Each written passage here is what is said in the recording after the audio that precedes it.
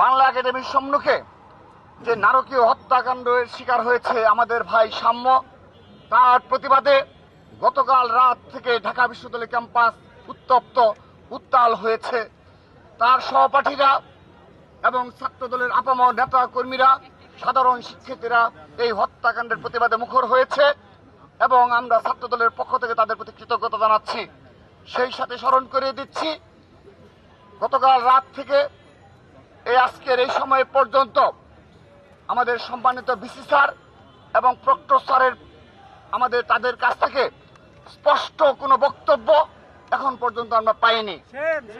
শুধু তাই নয়, এই ঘটনার পূর্বেকার বেশ কিছু অনাকাঙ্ক্ষিত ঘটনা ঘটেছে, ছিনতাইয়ের ঘটনা ঘটেছে ক্যাম্পাসে এবং মাদক সেবীদের দ্বারা আমাদের ছাত্রছাত্রীরা বিভিন্ন সময় ছিনতাইয়ের শিকার হয়েছে, আক্রান্ত হয়েছে।